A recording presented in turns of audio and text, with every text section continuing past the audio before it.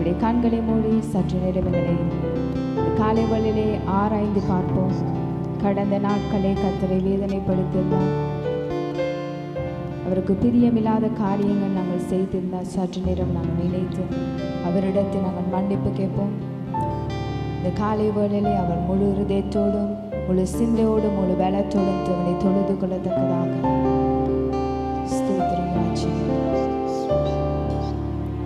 நல்லவரும் வல்லவருமாக இருக்கிறார். ஸ்தோத்திரம் நன்றி என்று சொல்லுகிறோம் சுவாமி. தேவனே, இந்த காலை வேளையிலே சுவாமி உடைய சமூகத்திலே உடைய பிள்ளைகளாக உடைய ஜனமாக நீர் எங்களை வைத்திருக்கிறபடியா நன்றி. நாங்கள் நிற்பதும் நிர்மூலமாகாமல் இருப்பதும் உடைய சுத்த கிருபை ஆண்டவரே. உடைய கிருபை நிமித்தம் மாத்திரமே உடைய சமூகத்திலே நாங்கள் நிற்கிறோம் ராஜனே, நாங்கள் ஜீவிக்கிறோம் ராஜனே. அப்போ அந்த காலை வேளையிலே வந்திருக்க ஒவ்வொருவரும் உடைய கரத்துக்குள்ளாக ஒப்பு கொடுக்கிறோம். உடைய தேவ பிரசன்னத்தினாலே நிரப்புங்க, உடைய அபிஷேகத்தினாலே வழி நடத்துங்க சுவாமி. துதிக்க முடியாமல் பாட முடியாமல் இருக்கிற எல்லா பலவீனங்கள், சோர்வுகள், கட்டுகள் எல்லாவற்றுக்கும் மேலாக இயேசுவின் நாமத்தை நான் கட்டளையிடுகிறேன் ஆண்டவரே. புதிதான ஒரு பலத்தினாலே நிரப்புங்க, புதிதான அபிஷேகத்தினாலே ஒவ்வொருவரை நிரப்புங்க சுவாமி. முழு இருதயத்தோடு உம்மை நமஸ்கரிக்க, உம்மை பாட, உம்மை தொழுது கொள்ள உமக்கு நன்றி நிறைந்த உள்ளங்களை கூட சுவாமி உமக்கு நன்றி செலுத்த உதவி செய்யுங்க ராஜனே. உடைய வார்த்தையை கொண்டு வருகிற உடைய தாசனை கூட உடைய சிலுவைக்கு பின்னால் மறைத்துக் கொள்ளுங்க ராஜனே. தேவனுடைய வார்த்தை மூலியமாக இன்று நாள் எங்களோடு கூட பேசுங்க. இந்த வார்த்தை மூலியமாக நாங்கள் பெற்றுக்கொள்ள வேண்டிய நல்ல பங்கை நாங்கள் பெற்றுக்கொள்ள எங்களுக்கு உதவி செய்யுங்க. இறந்த இருதயங்களை திறந்து ஆண்டவர் இந்த வார்த்தைகளை நாங்கள் கேட்க, உடைய செவிகளை திறந்து வார்த்தையை கேட்க உதவி செய்யுங்க சுவாமி. இந்த காலை வேளையிலே ராஜனுடைய ஆராதனை முற்றும் முழுதும் உடைய கருத்தில் ஒப்புக் கொடுக்கிறேன். தொடக்கத்தில் முடிய பரியந்தம் உடைய தேவ பிரசன்னம் எங்களோடு கூட இருப்பதாக. ஸ்தோத்திரம் சுவாமி. இந்த வேளையை நாங்கள் பாடுவோம், எண்ணில் அடங்கா ஸ்தோத்திரங்கள் பாடலை நாங்கள் பாடுவோம் முழு இருதயத்தோடு கூட. ஹல்லேலூயா. ஸ்தோத்திரம் ராஜனே.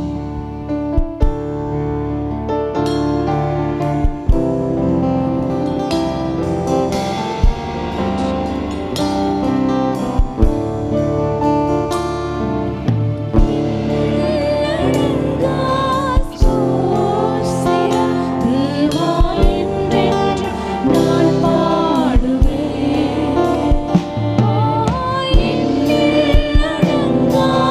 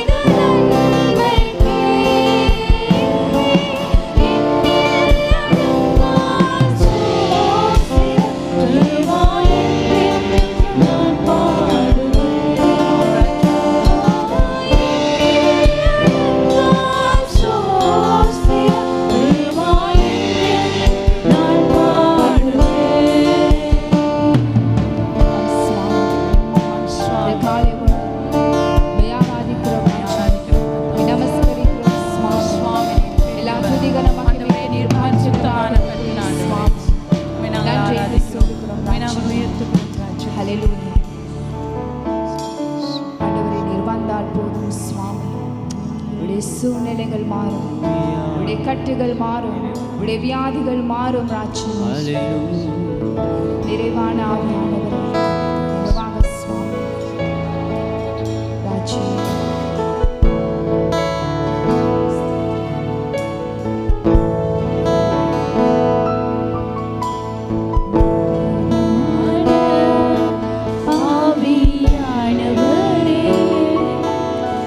நிறைவான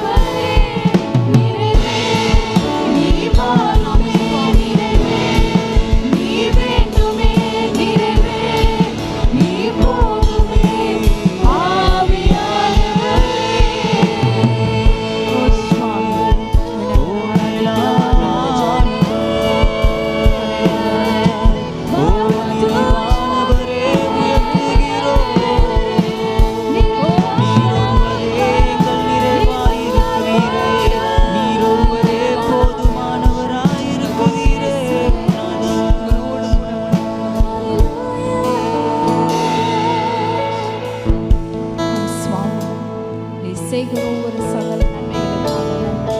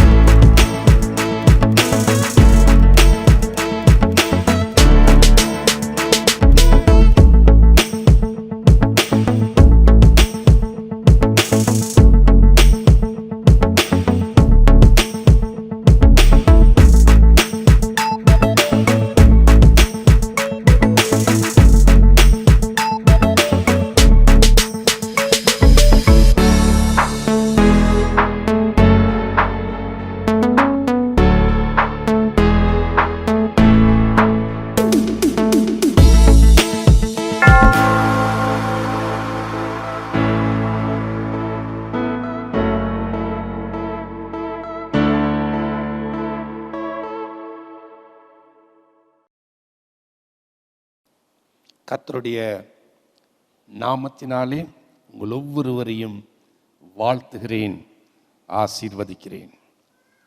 நாங்கள் அனைவரும் எங்கள் வெளித்தோற்றத்தின் அடிப்படையிலே அல்ல, எங்களுக்கு உள்ளாக இருக்கிற ஒரு மகிமையுள்ள ஒரு ஆழ்தன்மையின் படி நாங்கள் உங்கள் ஒவ்வொருவருக்குள்ளும் ஒரு ராஜா இருக்கிறார். பெண்கள், உங்களுக்குள்ளே ஒரு ஒரு ராணி, ஒரு ராஜாத்தி இருக்கிறார். எங்கள் ஒவ்வொருவருக்குள்ளேயும் மறைந்திருக்கிற ஒரு தெய்வீக மகிமை வாசமாக இருக்கிறது.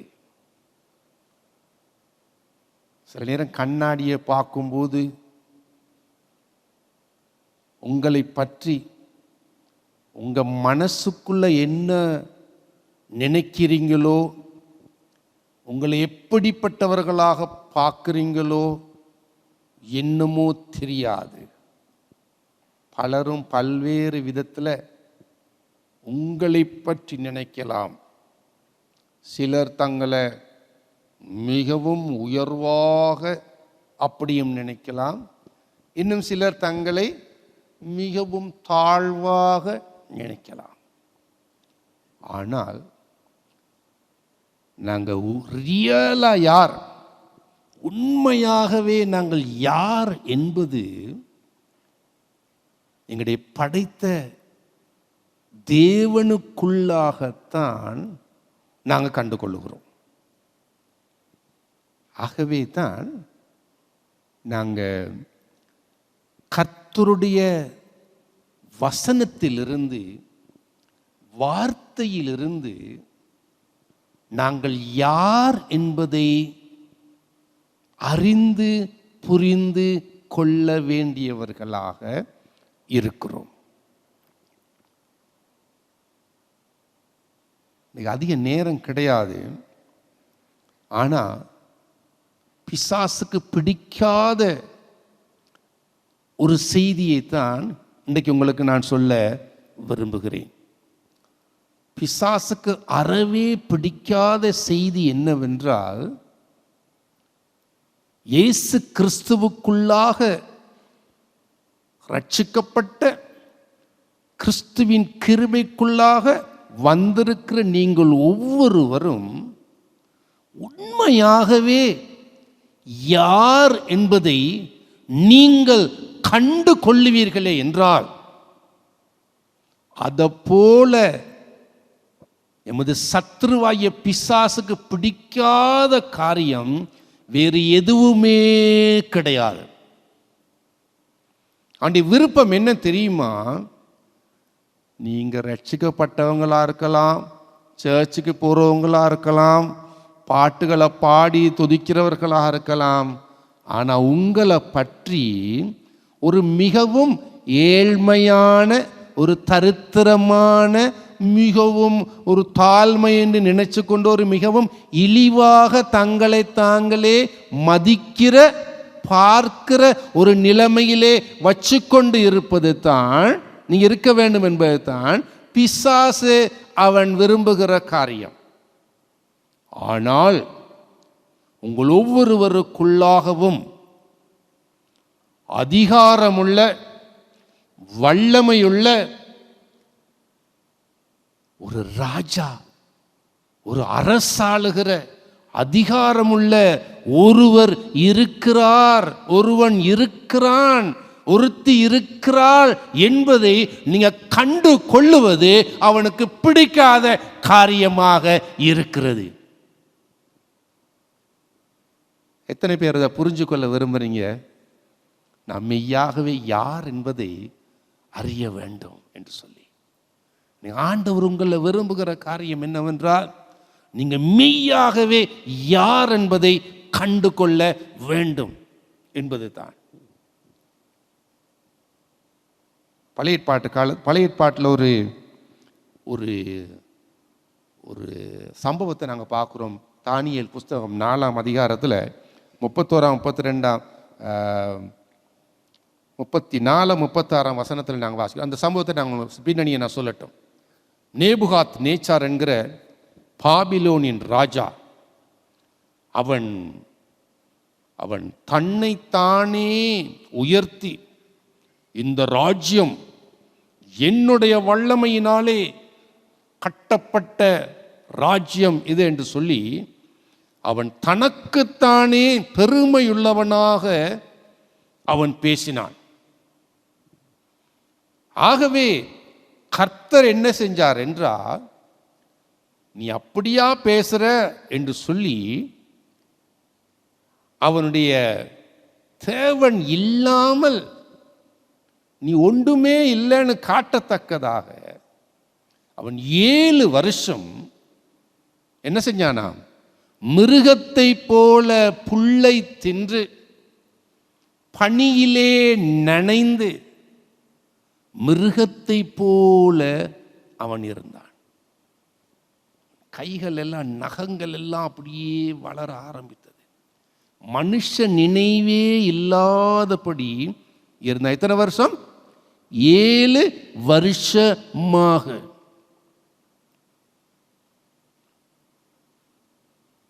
அநேக நேரங்களில் எங்களுடைய வாழ்க்கையில் நாங்கள்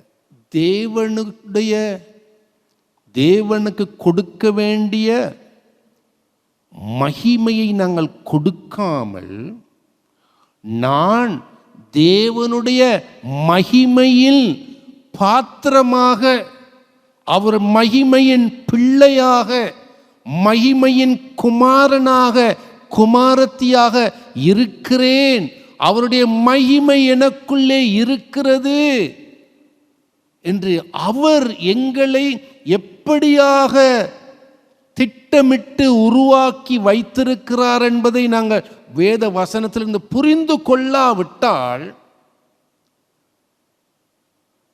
அநேக நேரங்களிலே நாங்கள் ஒரு சராசரி முடியாத்தன்மையுள்ள, பலவீனமுள்ள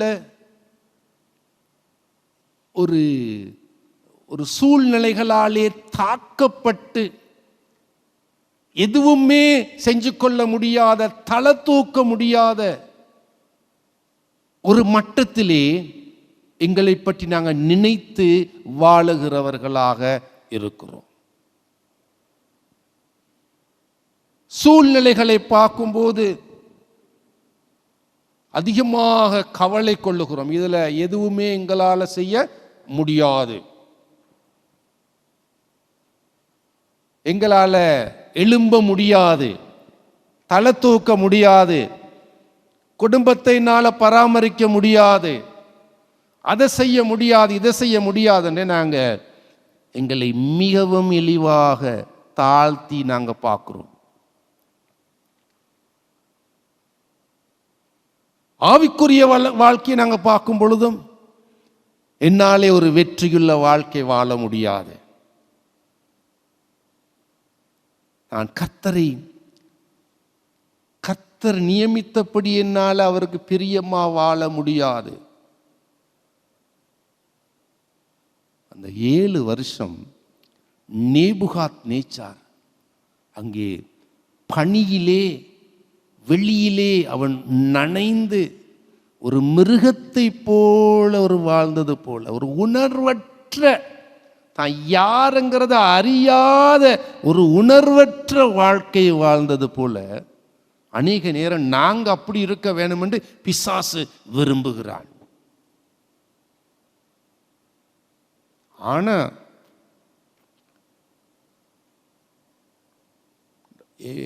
தானியேல் 4ஆம் அதிகாரம் 34-36 வரும் பொழுது, இது அல்ல என்ற செய்தி, ஆனால் ஒரு எடுத்துக்காட்டுக்காக நான் உங்களுக்கு காட்டுறேன். 34-36 வசனங்களை நாங்கள் பார்க்கும்போது நாங்கள் பார்க்குறோம், அந்த நாட்கள் சென்ற பின்பு நேபுகாத்நேச்சார் சொல்லுகிறார், நேபுகாத்நேச்சார் ஆகிய நான் என் கண்களை வானத்துக்கு ஏறெடுத்தேன், என் புத்தி எனக்கு திரும்பி வந்தது. அப்பொழுது நான் உன்னதமானவரை ஸ்தோத்திரித்து என்றென்றைக்கும் ஜீவித்திருக்கிறவரை புகழ்ந்து மகிமைப்படுத்தினேன். அவருடைய கர்த்தத்துவமே நித்திய கர்த்தத்துவம், அவருடைய ராஜ்யமே தலைமுறை தலைமுறையாக நிற்கும் என்கிற உண்மையை அவன் புரிந்து கொண்டான். அப்புறம் வாசிக்கிறோம் 36ஆம் வசனத்திலே, அவ்வேளையிலே என் புத்தி எனக்கு திரும்பி வந்தது, என் ராஜ்யத்தின் மேன்மைக்காக என் மகிமையும் என் முகக்கலையும் எனக்கு திரும்பி வந்தது. என் மந்திரிமாரும் என் பிரபுக்களும் என்னை தேடி வந்தார்கள், என் ராஜ்யத்திலே நான் ஸ்திரப்படுத்தப்பட்டேன், அதிக மகத்துவமும் எனக்கு கிடைத்தது. பாபிலோன் தேசத்திலே ராஜாவாக இருந்த நேபுகாத்நேச்சாருடைய அனுபவத்தை இந்த வார்த்தைகள் கூறுகிறது. அவங்க ஒவ்வொருவருக்கும் மீண்டும் சொல்ல விரும்புகிற காரியம் என்னவென்றால், சில நேரம் நாங்க அந்த மிருகத்தை போல இருந்த ராஜாவை போல இருக்கலாம். மிருகத்தை போல இருந்த ராஜாவா அவனுக்குள்ள ராஜா இருந்ததுக்கு என்ன, அவன் மிருகத்தை போல இருந்தான். உங்க ஒவ்வொருவருக்குள்ளையும் ஒரு ராஜா இருக்கிறார். அதை அறியாத பட்சத்திலே, அதை உணராத பட்சத்திலே நாங்க பனியிலேயும் வெயிலிலேயும் சுற்றாடல்களில் நடக்கிற எல்லா அசம்பாவிதங்களிலேயும் நசுக்கப்பட்டு அங்கே ஒன்றுமே செய்ய முடியாத உணர்வில்லாத மிருகத்தை போலவே இருக்கிறோம். ஆனால் வானத்தை நோக்கி பார்க்கும்போது, கர்த்தருடைய எங்களை படைத்த ஆண்டவரை நோக்கி பார்க்கும் பொழுது, அவரை கனப்படுத்தும் பொழுது, அவருக்கு முன்பதாக எங்கள் வாழ்க்கையை நாங்கள் திறந்து விடும் பொழுது, அவருடைய மகிமை எங்கள் மேலாக வர ஆரம்பிக்கிறது. அவருடைய மகிமையிலே நாங்கள் மூழ்கும் பொழுது, அவருடைய மகிமையிலே நாங்கள் அலங்கரிக்கப்படும் பொழுது, எங்களுடைய முகக்கலை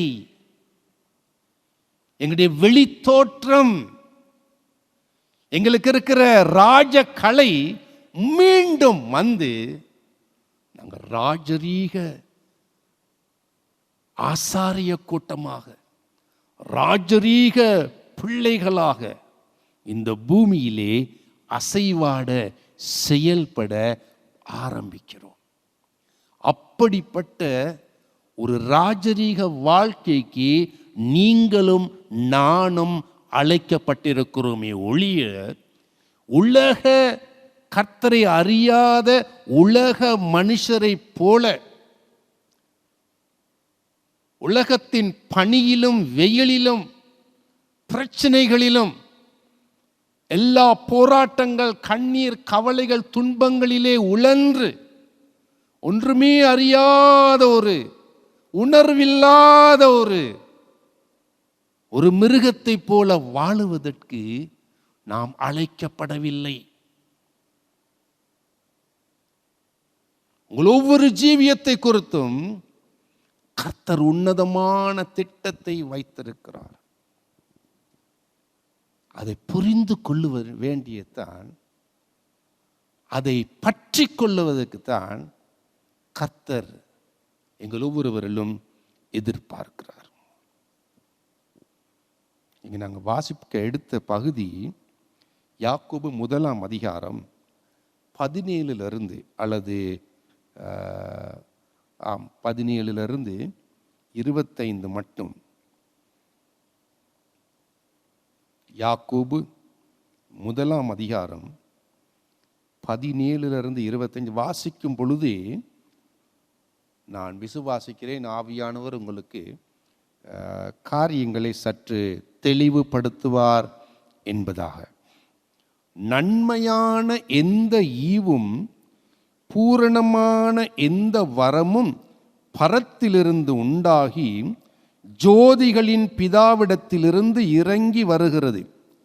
அவரிடத்தில் யாதொரு மாறுதலும் யாதொரு வேற்றுமையின் நிழலும் இல்லை. அவர் சித்தம் கொண்டு தம்முடைய சிருஷ்டிகளில் நாம் முதற் பலன்கள் ஆவதற்கு நம்மை சத்திய வசனத்தினாலே ஜெனிப்பித்தார். இதில் நான் கொஞ்சம் நிறுத்த விரும்புகிறேன்.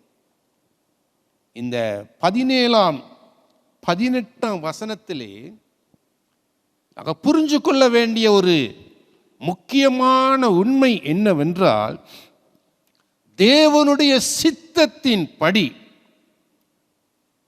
நீங்கள் ஒவ்வொருவரும், அதாவது இயேசு கிறிஸ்துவை இரட்சகராக அறிந்து கொண்ட நீங்கள் ஒவ்வொருவரும் சத்திய வசனத்தினாலே பிறந்தவர்கள்.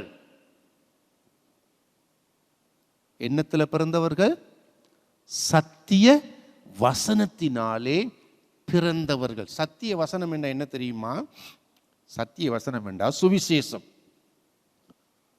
இன்னும் உங்க கையில பைபிள் இருக்குமா இருந்தா, இது என்னது? இது சத்திய வசனம்.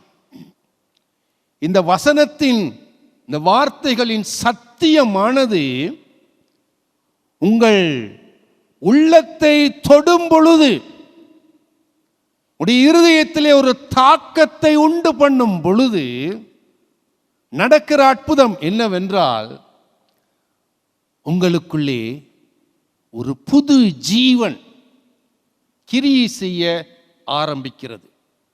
அப்படியான ஒரு புது ஜீவனை உடையவர்கள் தான் நீங்கள் ஒவ்வொருவரும். சத்திய வசனத்திலே பிறந்தவர்கள். எல்லாரும் சேர்ந்து சொல்லுவோமா? நான் சத்திய வசனத்திலே பிறந்தவன் அல்லது பிறந்தவள். நீங்க சர்வ சாதாரணமான மனுஷனை போல் அல்ல, நீங்க சத்திய வசனத்திலே பிறந்த தேவ ராஜ்யத்தின் பிள்ளைகளாக இருக்கிறீர்கள். ஏனென்றால் உங்களுக்குள்ளே சத்திய வசனம் நாட்டப்பட்டிருக்கிறது. வாசிப்போம். 21 வசனம் சொல்லுது, ஆகையால் நீங்கள் எல்லாவித அழுக்கையும் கொடிய துர்க்குணத்தையும் ஒழித்துவிட்டு உங்கள் உள்ளத்தில் நாட்டப்பட்டதாயும் உங்கள் ஆத்துமாக்களை ரட்சிக்க வல்லமையுள்ளதாயும் இருக்கிற வசனத்தை சாந்தமாய் ஏற்றுக்கொள்ளுங்கள். முதல்ல சத்திய வசனங்களை புது சிருஷ்டியா மாற்றி இருக்கிறது, அது உண்மை. அதோடு மாத்திரம் நின்றக்கூடாது. என்ன செய்யணுமா? அந்த சத்திய வசனத்தை, வேத வார்த்தைகளை நாங்கள் ஏற்றுக்கொள்ள வேண்டும். நாங்கள் சத்திய வசனத்திலே நாட்டப்பட்ட மக்களாக வாழ அழைக்கப்பட்டிருக்கிறோம். ஏனென்றால் அந்த சத்திய வசனம் தான் உங்கள் ஆத்துமாக்களை ரட்சிக்க வல்லமையுள்ளதாக இருக்கிறது. உங்கள் உள்ளத்தில் நாட்டப்பட்டதாயும் உங்கள் ஆத்துமாக்களை ரட்சிக்க வல்லமையுள்ளதாயும் இருக்கிற வசனத்தை சாந்தமாய் ஏற்றுக்கொள்ளுங்கள்.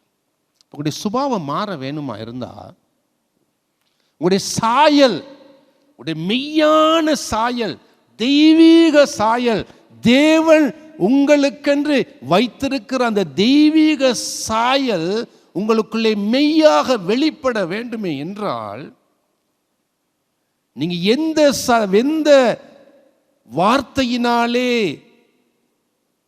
எந்த சத்திய வார்த்தையினாலே நீங்க ரட்சிக்கப்பட்டீங்களோ அதே சத்திய வார்த்தையானது உங்கள் உள்ளத்திலே நாட்டப்பட்டிருக்க வேண்டும். அந்த சத்திய வார்த்தையானது உங்கள் ஆத்துமாவை ரட்சிக்க வேண்டும்.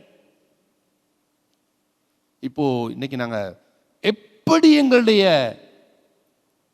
ஆத்துமா சத்திய வார்த்தையினாலே ரட்சிக்கப்பட வேண்டும் என்பதை குறித்து சுருக்கமாக நாங்க பார்ப்போம். முதல்ல எங்களுடைய ஃபோக்கஸில் கவனம் வைக்கணும். ஃபோக்கஸ் என்னது? எங்களுடைய கண்ணோட்டம். அதான் யாக்கோபு சொல்லுகிறார், என் பிரியமான சகோதரரை 19ஆம் வசனத்தில், யாவரும் கேட்கிறதற்கு தீவிரமாயும், வசனத்தை பார்ப்பது மாத்திரமல்ல, தொடர்ந்து வசனத்தின் சத்தத்தை கேட்கிறதற்கு எப்பொழுது எப்படி இருக்கணும்? அலர்ட்டா இருக்கணும். அலர்ட் எப்படி? டக்குன்னு வார்த்தை வருகிறது. ஆலயத்துக்கு வருகிறோம், இங்க பல்வேறு விதத்துல வார்த்தை கேட்குது. அலர்ட்டா இருக்க வேணும்.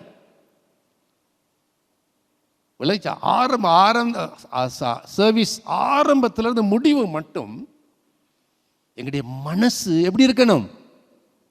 அலர்ட், ஜாக்கிரதையாக. இல்லது எங்களுடைய காது, ஆவிக்குரிய காது கேட்கிறதுக்கு ஜாக்கிரதையா இருக்க வேண்டும். அழகான பாடல்களை எல்லாம் இன்னைக்கு பாடினாங்க புருஷர்கள். அந்த பாடல்களின் ஒவ்வொரு வரிக்குள்ள என்ன இருக்கு தெரியுமா? என்ன இருக்குது? வார்த்தை. அந்த பாடல்களை பாடும் பொழுது ஃபோக்கஸ் எங்க இருக்கணும்? ராகத்தில் இல்லை, மியூசிக்லையும் இல்லை, அல்லது அந்த ட்ரம் பீட்லையும் இல்லை. எங்க இருக்கணும்? அதெல்லாம் நல்ல காரியங்கள் தான், அது இல்லை. முக்கியமானது எங்க?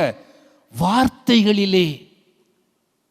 அந்த வார்த்தை அப்படியே எங்களுடைய மனசை நிரப்புறதுக்கு இடம் கொடுக்க வேண்டும். அதுதான் யாக்கோபு இங்க சொல்லுகிறார், யாவரும் கேட்கிறதற்கு தீவிரமாயும், பேசுகிறதற்கு பொறுமையாயும், கோபிக்கிறதற்கு தாமதமாயும் இருங்கள். எங்களுடைய மனசை குழப்புகிற காரியங்கள் சில நேரம் நாங்களே பேசுவோமா இருந்தா, எங்களுடைய மனசுல அந்த அலர்ட்டா இருக்க, கவனிப்பதற்கு, செவி கொடுப்பதற்கு முடியாம இருக்கு. ரெண்டு ஒரே நேரத்தில் செய்ய இயலாது.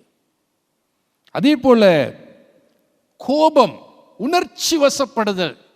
உணர்ச்சி வசப்படுவோமா இருந்தா காரியங்களை குறித்து ஆண்டவருடைய மெல்லிய சத்தத்தை கர்த்தர் எனக்கு என்ன பேசுகிறார் என்பதை உணர முடியாதபடி இருப்போம். அதெல்லாம் என்ன செய்யணும்? அதெல்லாம் தேவையில்லாத கல் மண்ணுகள். எங்களுக்கு வேணும் என்னது? மாணிக்கம் வேண்டும். கர்த்தருடைய வார்த்தை எங்கள் ஆத்துமாவை உயிர்ப்பிக்கிற, புதுப்பிக்கிற, எங்களுடைய மெய்யான சுபாவத்தை வெளிக்கொண்டு வருகிற ஜீவனுள்ள வார்த்தை எங்களுக்கு வேண்டும் என்றால், இந்த தேவையில்லாத கோபங்கள், உணர்ச்சி வசப்படுத, இன்னும் எங்களுக்கு தெரிஞ்சது சும்மா நாங்கள் அலட்டுத எல்லாம் தவிர்க்கப்பட வேண்டும். மேலும் நாங்கள் வாசிக்கிறோம் 21ஆம் வசனத்தில், ஆகையால் நீங்கள் எல்லாவித அழுக்கையும் கொடிய துர்க்குணத்தையும் ஒழித்து விட்டு, இதுவரை என்னது? தவிர்க்கப்பட வேண்டிய காரியம். அழுக்குகள், துர்க்குணங்கள் ஒத்து போகாது. இதெல்லாம் மாணிக்கத்தோடு இணைஞ்சு போற காரியங்கள் அல்ல. அதுக்குள்ளதான் மாணிக்கம் இருக்குது. ஆனா மாணிக்கத்தை பிரித்து எடுக்க வேணுமா இருந்தா தேவையில்லாத கல்லு, மண்ணு, மரம், மட்டைகள் எல்லாம், அழுக்கு, துர்க்குணங்கள், அது இது எல்லாத்தையும் தவிர்த்து அகற்றி போட்டு கர்த்தருடைய வார்த்தையானது எங்களுடைய உள்ளத்திலே அது கிரியை செய்ய, அதில் ஃபோக்கஸ் பண்ண, அதுக்குள்ளே இருக்கிற அந்த தேவ மகிமை அதன் மூலமாக வார்த்தையை கேட்டு எங்களுக்கு உள்ளத்தின் ஆழத்தில் இருந்திருக்கிற தேவ மகிமை அதற்கூடாக வெளியே வருவதற்கு முழுமையாக நாங்கள் எங்களை ஃபோக்கஸ் பண்ண வேண்டியவர்களாக இருக்கிறோம். விளங்குச்சா? ஃபோக்கஸ், கவனம் செலுத்துதல். மேலும் 22ஆம் வசனத்தில் வாசிக்கிறோம், அல்லாமலும் நீங்கள் உங்களை வஞ்சியாத படிக்கு திரு வசனத்தை கேட்கிறவர்களாய் மாத்திரம் அல்ல. கேட்டால் மட்டும் போதாது, அந்த கேட்கிற வசனமானது என்னவாம்? அதன்படி செய்கிறவர்களாயும் இருங்கள். இங்க தான் எங்களுக்கு இருக்கிற பிரச்சனை இருக்கு. நாங்கள் எல்லாரும் கேட்கிறவர்கள். விளைச்சா ஒன்று அனைவருக்கு கேட்கறது பிரச்சனை. ஆனா அப்படித்தான் கேட்டாலுமே ஃபோக்கஸ் பண்ணி மற்ற காரியங்கள்லாம் தவிர்த்து ஆண்டுடைய வார்த்தையை நாங்கள் கேட்கத்தக்கதாக நாங்கள் எங்களுடைய மனசை செலுத்தினாலும், கேட்கிற செய்தி, கேட்கிற சத்தியம் அது சீக்கிரத்திலே என்ன செய் மறந்து போகுது. கேட்கிற வார்த்தையை நாங்கள் என்ன செய்யணும்? நிறைவேற்ற வேண்டும், அல்லது அப்ளை பண்ண வேண்டும். அது எங்களுடைய வாழ்க்கையின் கிரியைக்கு கொண்டு வர வேண்டும்.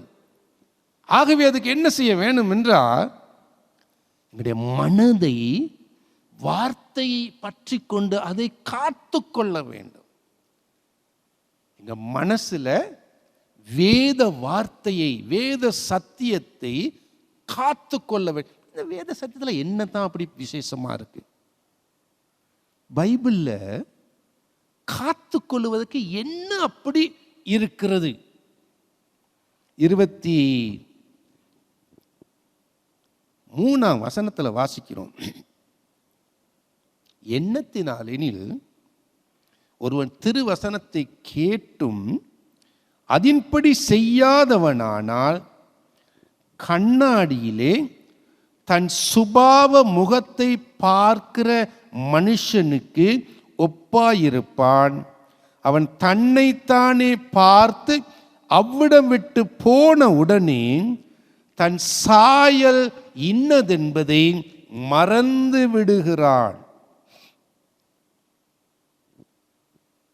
கண்ணாடியை பார்க்கும்போது நாங்கள் என்னத்தை பார்க்கிறோம்?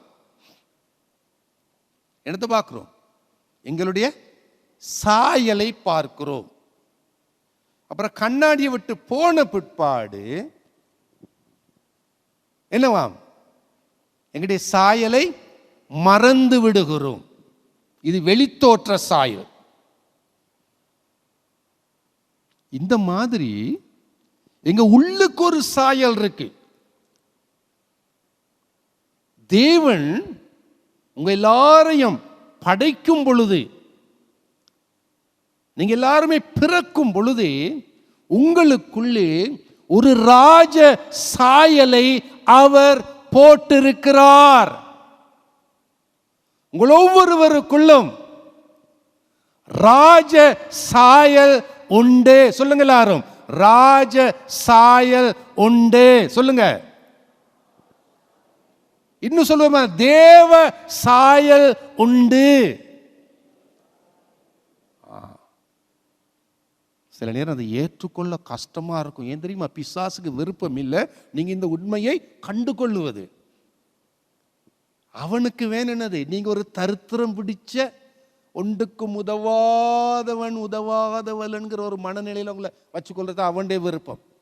ஆனால் கர்த்தருடைய விருப்பம் என்னவென்றால், இயேசு கிறிஸ்து இந்த பூமிக்கு வந்து தம் ஜீவனை கொடுத்ததன் நோக்கம் என்னவென்றால், உங்களுடைய சாயலை நீங்கள் கண்டு கொள்ள வேண்டும் என்பதே. அதை நீங்க கண்டு கொள்ளும் பொழுது, அதை கண்டு கொள்ளுவதற்கு வேத வார்த்தையை படியுங்க. பைபிளை வாசிக்க வாசிக்க வாசிக்க வாசிக்க தேவன் யார் என்பதை கண்டு கொள்ளுகிறோம். உண்டு. எப்ப பைபிளை படிக்கும் பொழுது ரெண்டு காரியத்தை முழு நோக்கமா வச்சு வாசிங்க. ஒன்று என்னது? தேவன் இப்படிப்பட்டவர், அவர் யார், முதல்ல அதை கண்டு கொள்ளுங்க. இயேசு கிறிஸ்துவுக்குள்ளாக தேவனின் மகிமை அனைத்தும் அங்கே வெளிப்பட்டிருக்கிறது. தேவ சுபாவம் என்னங்கிறத கண்டு கொள்ளுங்க. அதை கண்டு கொள்ளுவீங்களா இருந்தா அதன் அடிப்படையிலே கிறிஸ்துவுக்குள்ளாக உங்களுக்குள்ளே மறைந்திருக்கிற தேவத்துவ சாயல் என்ன என்பதை நீங்க கண்டு கொள்ளுவீங்க.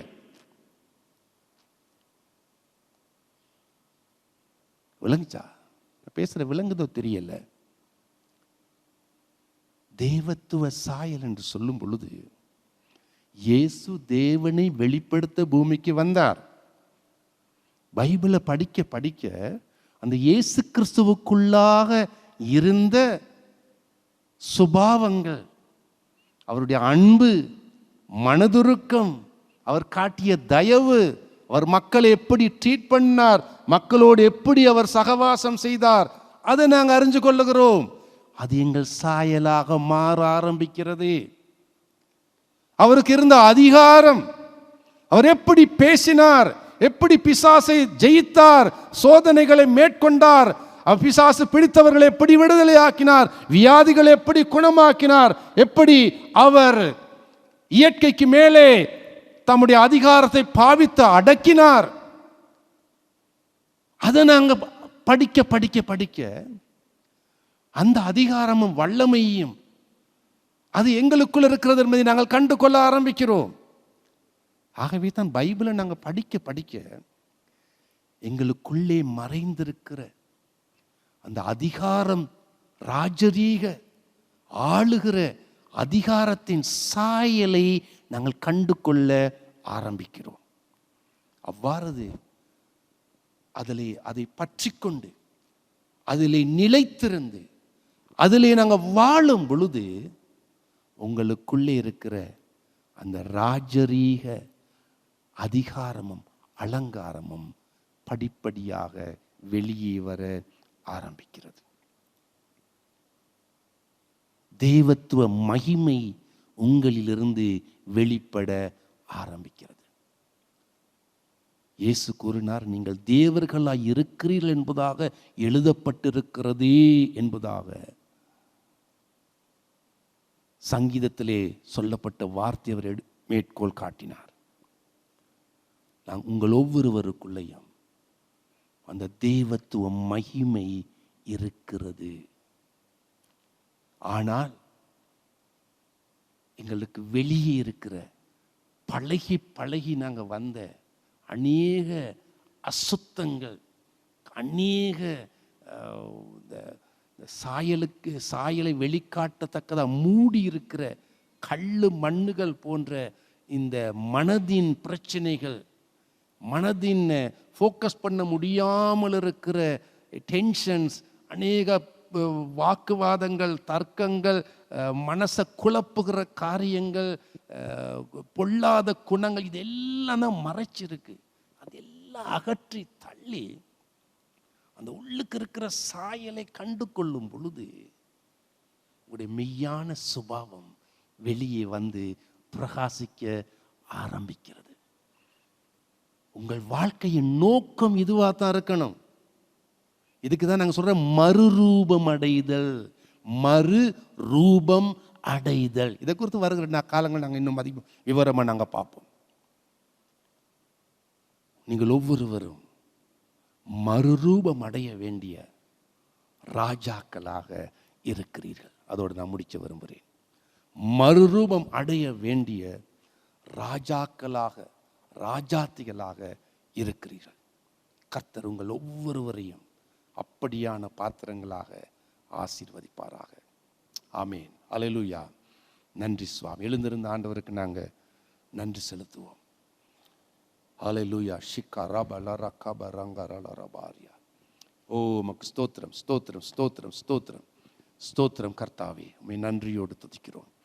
ஆண்டவரே, இந்த வார்த்தைகளை கேட்ட ஒவ்வொரு உள்ளங்களிலும் உங்களுடைய ஆவியானவர் இப்பொழுது கிரியை செய்து கொண்டிருப்பதற்காக உமக்கு ஸ்தோத்திரம். உம்முடைய வசனத்தின் மூலமாக எங்களுக்கு நீர் அருளுகிற வெளிப்பாட்டுக்காக உமக்கு ஸ்தோத்திரம். உம்முடைய வசனத்தின் வெளிச்சம் கர்த்தாவே, பேதைகளாகி எங்களை புத்திமான்களாக்கி எங்களுக்கு வெளிச்சம் தந்து ஆண்டவரே எங்களை விடுவிக்கும்படியாக நாங்கள் ஜெபிக்கிறோம் ஐயா. அங்கே இருக்கிற ஒவ்வொருவருக்காய் ஸ்தோத்திரம்.